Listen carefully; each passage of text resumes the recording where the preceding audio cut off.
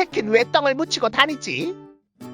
눈물이 크게 맺혔다 툭 떨어지는 울음을 우리는 닭똥같이 흐르는 눈물이라고 표현하곤 합니다. 그런데 이렇게 우는 모습을 다른 것도 아니고 왜 하필 닭똥에 비유했을까요? 따지고 보면 개똥이나 소똥도 있고 사방에 넘쳐나는 게 똥인데 왜 하필 닭똥일까 문득 궁금증이 들었습니다. 이 표현이 굳이 닭똥에 비유된 이유는 닭에 대한 우리 조상님들의 놀라운 관찰력에 숨어 있는데, 닭이란 동물은 응가를 할 때 머리 부분을 세우고 엉덩이를 최대한 뒤로 뺀 채 두 다리로 버티며 응가가 툭 떨어지는 조금 특이한 자세로 볼일을 봅니다. 이렇게 특이한 자세로 응가를 하는 이유는 닭의 엉덩이 부분이 종족 보존을 위해서 아주 중요한 부위이기 때문으로, 암탉의 엉덩이를 자세히 보면 다른 부위보다 훨씬 부드럽고 고운 털이 몰려있는 것을 볼 수 있습니다. 자신의 소중한 알이 나오는 신체 부위인 만큼 닭들은 항상 이 부분을 깨끗하게 유지하려고 노력하는데, 여기서 한 가지 문제가 있다면 닭이란 동물은 생식기관과 배설기관이 하나로 이루어져 있어 청결함을 유지하기에 까다로운 조건을 가졌습니다. 이 말인 즉슨 알과 응가가 같은 곳에서 나온다는 의미로 소중한 알에 더러운 응가가 묻으면 곤란하기 때문에 저렇게 요상한 자세로 볼일을 보는 것입니다. 저 특이한 자세는 응가를 하는 경우 외에 알을 낳을 때도 같은 자세를 취하곤 하는데, 응가를 할 때와 차이점이 하나 있다면 소중한 알이 깨지면 곤란하니까 집더미 같은 푹신한 곳을 찾아 거기에 알을 낳습니다. 닭뿐만 아니라 조류들은 워낙 특이한 배설기관을 가졌다 보니 우리에게 친숙한 개나 고양이랑은 응가부터 큰 차이를 보여주는데, 일반적으로 포유류의 응가는 갈색이지만 조류의 응가는 흰색인 이유도 배설기관의 역할 때문입니다. 새들의 경우 소변을 배설하는 기관이 따로 없어 오줌에 해당되는 질 속의 배설물을 응가와 함께 배설하게 되며, 우리가 흔히 새똥이라고 표현하지만 저것은 사실 응가와 오줌이 합쳐진 것입니다. 하지만 그저 새똥이라고 무시하면 안 되는 것이 조류의 배설물은 생각보다 생태계에서 엄청나게 중요한 역할을 하고 있습니다. 계절에 따라 이동하는 바다새들의 경우 절벽에 쌓은 응가들이 축적되어 섬이 식물이 자라기에 알맞은 환경을 만들어주고, 또 이 응가들이 바닷속으로 흘러들어가면서 플랑크톤의 먹이가 되어 결과적으로 물고기들이 모이게 하는 또 다른 생태계를 구축해줍니다. 이뿐만 아니라 절벽에 쌓여진 새들의 응가들이 시간이 지나 굳으면 인광석이라는 천연 광석이 되기도 하는데, 인광석은 화학 비료의 주 원료로 사용되거나 의약품, 반도체, 폭약 등 폭넓게 사용되는 귀한 자원으로, 한때 나우루라는 섬나라가 이렇게 새똥으로 빚어진 인광석으로 큰돈을 벌어들인 적도 있습니다. 나우루는 불과 몇백 년 전까지만 해도 아무도 거들떠보지 않는 평범한 섬에 불과했지만, 섬 주변에 서식하던 알바트로스의 배설물이 수십만 년 동안 쌓이면서 어느새 인광석으로 변하자 나우루는 본의 아닌 횡재를 하게 됩니다. 당시 인구가 1만여 명 남짓인 나우루는 1975년 인광석 덕분에 연간 25억 달러를 벌어들이며 세계 최고의 부국이 되었고, 얼마나 돈이 많았으면 당시 우리 돈으로 1년에 1억 원가량을 국민들에게 아무 조건 없이 배당해주기도 했습니다. 그러나 자원이라는 것은 늘 한정되어 있기 마련이고, 90년대에 들어 인광석이 어느새 바닥을 드러내면서 나우루의 짧은 전성기는 몰락을 맞이합니다. 더 이상 채굴할 인광석이 없음에도 부에 익숙해진 나우루의 국민들은 노동을 하기는커녕 왜 노동을 해야 하는지 이해조차 못하는 상황에 이르렀고, 그나마 노동을 하려는 의지가 있는 사람들마저 생업에 필요한 낚시나 농사를 짓는 방법을 아무도 몰라 다른 나라에 가서 배워야 하는 수준이었습니다. 나우루 정부가 전성기 시절의 부유함을 조금만 미래에 투자했더라면 이 정도 상황까진 오진 않았겠지만, 천연자원에 너무 의존하다 보니 부정부패 또한 심해져서 높으신 분들도 돈을 쓰기에 바빴습니다. 결국 인광석이 다 떨어진 나우루의 실업률은 무려 90%에 달했고, 2010년대에 들어 이 실업률은 그나마 20%대까지 줄어들었지만 이것도 다른 나라에 비하면 굉장히 심각한 수치입니다. 현재 나우루는 세계에서 가장 가난한 나라 중 하나로 하루에 전기가 4시간도 들어오지 않고, 자동차를 운용할 기름이 없어 길거리는 널브러진 차들로 득실거린다고 합니다. 차라리 알바트로스의 응가가 쌓이지 않아 애초부터 인광석이란 것이 없었고 존재조차 몰랐다면 나우루라는 나라가 이렇게까지 처참해지진 않았을 것 같습니다.